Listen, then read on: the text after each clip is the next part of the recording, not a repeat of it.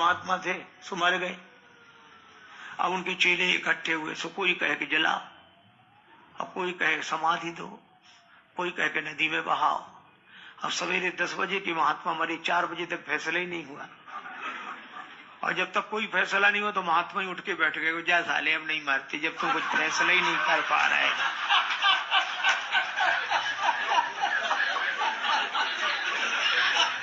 हमने भी छोड़ दिया मरने का विचार। एक आदमी का व्याख्यान था बहुत बड़े हॉल में, शहर की घटना, बड़ा हॉल बुक किया गया। बेचारे ठीक समय पर बोलने के लिए पहुंच गए, पर मजे की बात हॉल में एक श्रोता बैठा, एक। बड़े हतोत्साहित हुए कि अब क्या बोले। तो वो एक श्रोता बोला कि बोलिए बोलिए। क्यों बोले, कोई है ही नहीं, हम तो हैं। अरे अब एक श्रोता के लिए क्या बोले। श्रोता ने कहा कि किसी के पास 100 घोड़े हो, मौके पे 99 ना हो, तो क्या वो एक घोड़े को घास नहीं डालेगा? कि 99 तो है ही नहीं, तो एक घोड़े को घास नहीं डालेगा। तर्क ऐसा था कि वक्ता बड़े प्रभावित हुए। ऐसा बैठो। और शुरू किया, बंद न करे। तो थोड़ी देर तो बेचारे ने सुना, उसके बाद उसने सहा। पहले कर रहा था वाह, अब करने लगा आह। अब उसे लगे ये कब बंद करें, 2 घंटे में बंद किया। बेचारा श्रोता अधमरा हो गया, कुछ कहने लायक नहीं बचा। तो उस वक्ता ने कहा कि तुम्ही ने तो कहा था कि 99 घोड़े न हो तो एक घोड़े को घास नहीं डालोगे। श्रोता हाथ जोड़ के बोला, इसका ये भी मतलब नहीं था कि 99 की घास एक ही घोड़े पे डाल दो।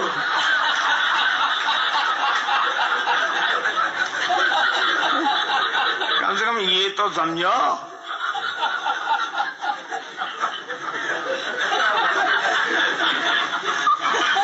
नारद जी नहीं समझे, शंकर जी समझ गए। हरि इच्छा बलवान। कुछ अदल बदल देने में कोई नहीं उसकी सानी। निर्धन धनी, धनी हो निर्धन, ज्ञानी मूढ़, मूर्ख ज्ञानी, सब कुछ अदल बदल देने में कोई नहीं उसकी सानी। और समझदार भी समझ सके ना, ऐसा अजब तरीका है। और जिसको हम परमात्मा कहते, ये सब खेल उसी का है।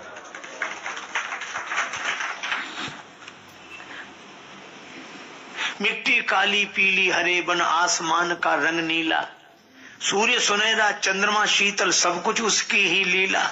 और सबके भीतर स्वयं छिप गया, सृजनहार सृष्टि का है। जिसको हम परमात्मा कहते, ये सब खेल उसी का है।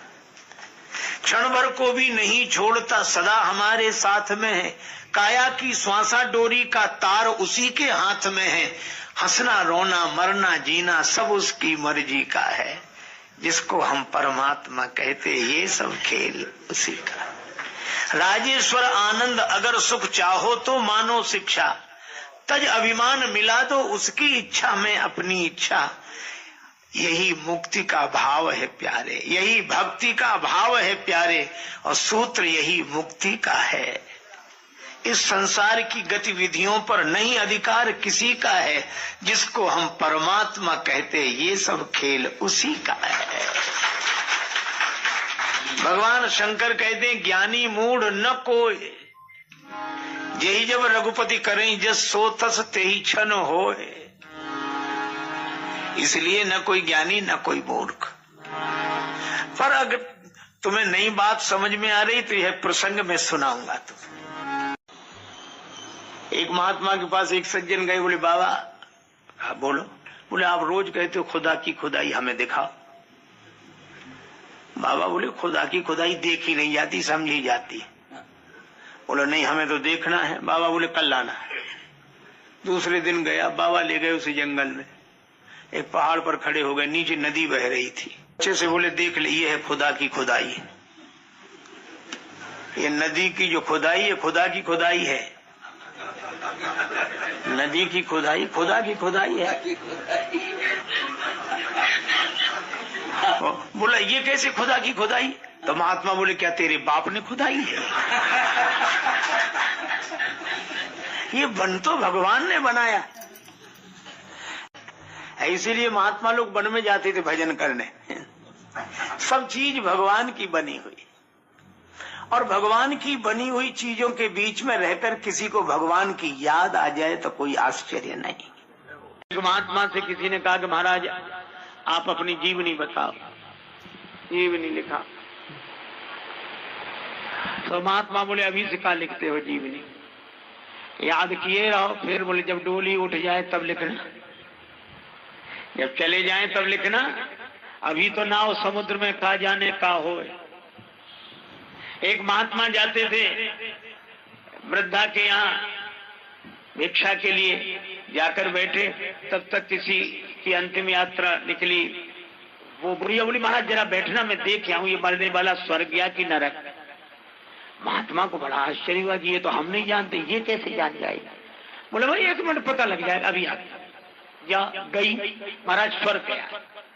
महात्मा बोले तूने कैसे जाना? अरे बोले महाराज इसमें कोई बड़ी भारी बात थोड़ी, जिसके पीछे हजारों लोग रोते जा रहे हैं, बड़ा अच्छा आदमी था चला गया, समझ लो वह स्वर्ग गया है, अच्छा काम किया इसलिए।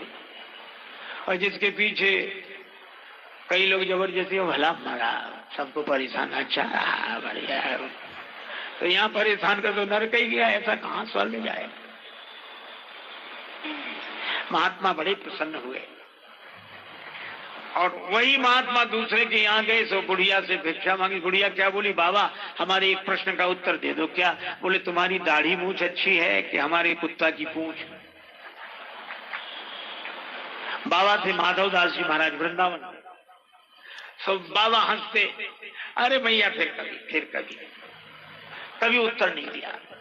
तुम्हारी दाढ़ी मूछ अच्छी कि मेरे कुत्ता की पूंछ अच्छी? कोई उत्तर नहीं। एक दिन पता लगा कि बाबा ने शरीर छोड़ दिया। तो बुढ़िया दरवाजे पे आके खड़ी हो गए, विमान जा रहा है, उतारो। हमें उत्तर नहीं दिया, उत्तर दिए बिना कैसे जा रहे, देना पड़ेगा। अरे कहा कि बाबा गए, बोल नहीं उतार दिया। तो चरण पकड़ लिए, हिलाने लगी, बाबा उत्तर दो। अब चरण ही पकड़ लिए तो बाबा के शरीर में प्राण आ गया। बाबा उठकर बैठ गए। बोले मेरा तो एक ही सवाल है कि जाते जाते ये बताओ मेरे कुत्ता की पूंछ अच्छी कि तुम्हारी दाढ़ी मूछ अच्छी? सो बाबा अपनी दाढ़ी मूछ पे हाथ फेर के बोले कि तेरे कुत्ता की पूंछ से तो 100 गुनी मेरी दाढ़ी मूछ अच्छी है। तो बुढ़िया बोली बाबा ये तो मैं भी जानती थी, पर आपने उत्तर दिया क्यों नहीं? जिंदगी भर उत्तर नहीं दिया।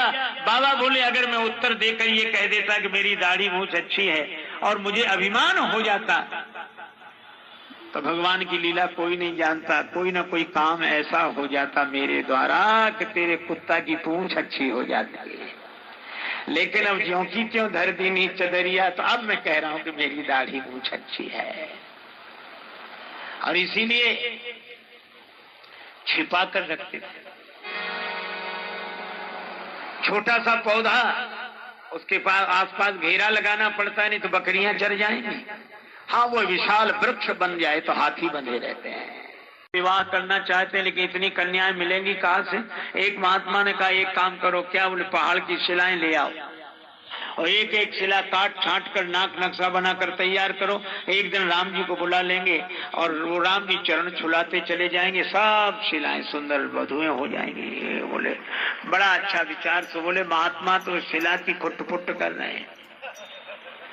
भगवान ने सोचा गलत संदेश चला गया, तो राम जी ने ये लीला ही इसीलिए रची। श्री सीता जी के वियोग की कल्पना, और राम जी लगे रोने और जोर जोर से रोए, जबकि पता है कि सीता जी कहाँ है। और जब राम जी को रोते सुना तो महात्मा बोले कौन रो रहा है? बोले राम जी रो रहे हैं। क्यों रो रहे हैं?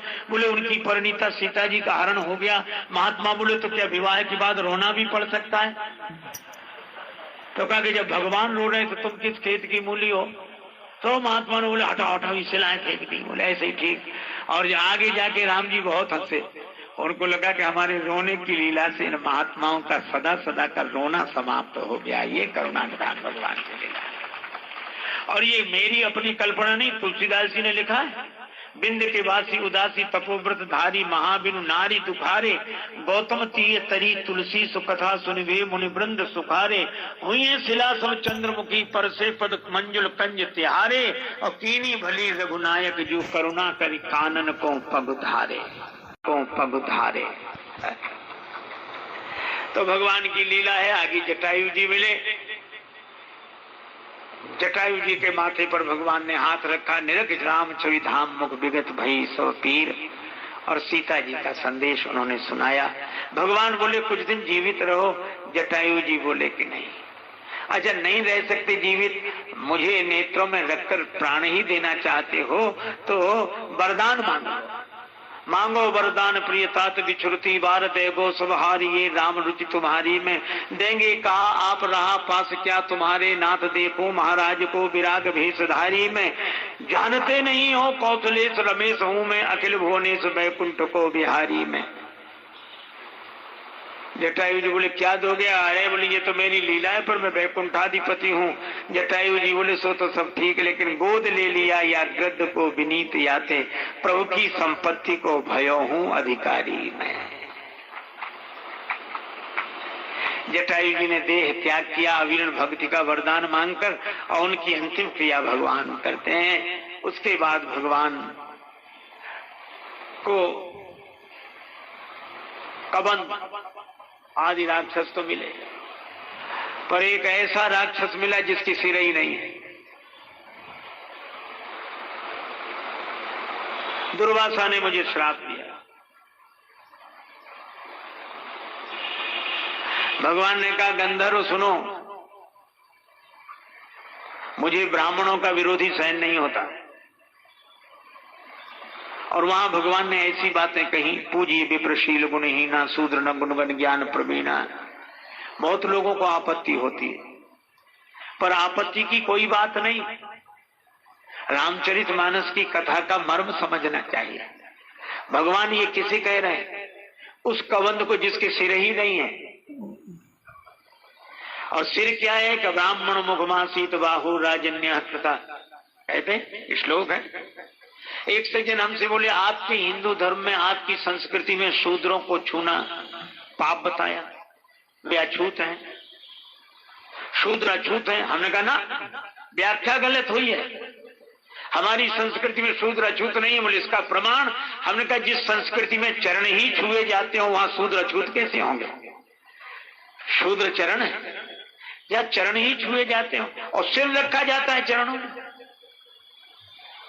शूद्रो पदो विजायते। समाज में तो ये चार वर्ण हैं, लेकिन भगवान ने शरीर में ये चारों वर्ण किए हैं। ये सिर ब्राह्मण का रूप है, सारा ज्ञान इसी को है। हाथ क्षत्रिय हैं, सिर पे लाठी मारे तो हाथ, पीठ पर लाठी मारे तो हाथ, चरणों पर तो हाथ, ये क्षत्रिय। और उधर वैसे गुप्त है, ये गुप्ता जी, इनकी फैक्ट्री चलती रहती भीतर ही भीतर, और इनसे तीनों को शक्ति मिलती है, सिर को, हाथों को, चरणों को। और चरण शूद्र हैं जो तीनों वर्णों का भार उठाकर चाहे जहां चल देते हैं। यही चारों वर्ण हैं। अब यह मुख्य है, और इसके आधार पर समाज में भी चार वर्ण विभाजित हुए। लेकिन हमारे यहाँ इस तरह का नहीं है कि एक दूसरे के हम विरोधी हों। मैं आपसे पूछता हूं, चार वर्ण अगर शरीर हैं तो आप चरणों को काट देंगे तो आप चलेंगे? एक जगह बैठे बैठे चाहे जितनी अपनी महिमा गाते रहो, पर चरणों के बिना आपकी गति नहीं होगी। मैं भी कहता हूं हम लोग कितने ही विरोध करके अपनी महिमा प्रगटाते रहें, लेकिन हमारी कोई गति नहीं होगी। हम जहां हैं वहीं के वहीं पड़े रहेंगे, पुरानी बातें करते रहेंगे और कुछ नहीं कर सकेंगे। लेकिन चरण हो चले तो, लेकिन दिमाग ना हो, दोनों जरूरी हैं। इसलिए मैं कहता हूं कि हमारे चारों वर्ण वंदनीय हैं और चारों वर्ण पूजनीय हैं। लेकिन ब्राह्मण की जो बात कही वो इसलिए कही, ज्ञान का सम्मान है वो। मान लो ईंटें सब समान है, मंदिर में लगी हुई हैं, लेकिन जो ईंटें मंदिर की ड्योढ़ी पर लग गई हैं, सिर तो वहीं टेकना पड़ता है, उससे क्या अंतर पड़ता है। इसलिए भगवान ने ऐसे आदमी को जो सिर ही नहीं रखना चाहता, समाज में ब्राह्मण को रहने ही न देना चाहे, तब भगवान ने कहा मोहि न सुहाय ब्रह्म कुलद्रोही। लेकिन तुलसीदास जी का समन्वय और समानता देखो। कबंध को गति देने के बाद भगवान गए कहां? ताहे दे गति राम उदारा, शबरी के आश्रम पद धारा। भगवान शबरी माता के आश्रम में गए। और यहाँ कह रहे थे मोहि न सोहाय ब्रह्म कुलद्रोही, और शबरी माता से कहा, कह रघुपति सुनो भामिनी बाता, मानो एक भक्ति कर नाता। मैं एक भक्ति के नाते को ही स्वीकार करता हूँ और किसी नाते को नहीं। और इसीलिए मुझे लगता है कि हमारे यहाँ तीन हैं, धर्म, भक्ति और ज्ञान। हमारे पुराने महात्मा कहते थे, बाल का आदि अयोध्या का मध्य उत्तर का अंत, जो समझे सो पूरा संत। और मुझे लगता है इन तीनों में रामचरितमानस के तीन महिमामय सूत्र हैं। बालकांड के आदि में धर्म, प्रताप भानु के प्रसंग में ब्राह्मणों के ढंग से नहीं चला, ब्राह्मणों को अपने ढंग से चलाना चाहा, रावणत्व को प्राप्त हुआ। लेकिन धर्म में ब्राह्मण की प्रधानता है, ब्राह्मण के बिना जीवन धर्म में नहीं होगा, पर एक सीमा है। दूसरा है संत, जहां संत की प्रमुखता है वहां ब्राह्मण की प्रमुखता नहीं है। तुम अपने क्षेत्र में काम करो, और संत की जहां प्रधानता वहां क्या मिलेगा कि ब्राह्मण के कारण जीवन धर्ममय होता है और संत के कारण जीवन भक्तिमय होता है। सो बिन संत न काबू पाई। और मुझे लगता है कि जब धर्म से धुलाई होती है जीवन की, तब भक्ति के रंग में मन रंग जाता है। यहाँ संत की प्रधानता है, यहाँ नियम की नहीं प्रधानता कि ऐसे बैठो वैसे बैठो, ये आसन डालो उधर देखो ना। ये धर्म के क्षेत्र में। भक्ति के क्षेत्र में भगवान और मुझे लगता है अनेक के बीच में कैसे रहो, इसके लिए धर्म का पाठ पढ़ो, और भक्त भगवान दो के बीच में हम कैसे रहे, इसलिए भक्ति का पाठ पढ़ो। लेकिन तीसरा है ज्ञान। वहां न संत की चलती है न ब्राह्मण की, वहां गुरु की, बिन गुरु हो एक ज्ञान। इसलिए अयोध्या कांड के मध्य में भरत जी हैं संत, संत के कारण भक्ति मिली, भगवान मिले। और उत्तर कांड के अंत में कागभूषणी प्रसंग में गुरु की महिमा है, गुरु का अपमान किया। तो ये तीनों चीजें जीवन में हो जाएं, हम ये तो देखें कि हम बात किसकी कर रहे हैं, धर्म की कर रहे हैं कि भक्ति की कर रहे हैं कि ज्ञान की कर रहे हैं। भाई अलग अलग जिले की है, अलग अलग जिले के बड़े शहर का अलग अलग स्वरूप होगा।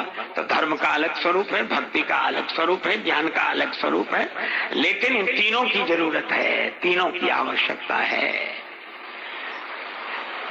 तो मैं आपसे चर्चा कर रहा था कि भगवान धर्म का उपदेश करते हैं कबंध को और भक्ति की महिमा बताते हैं शबरी माता को।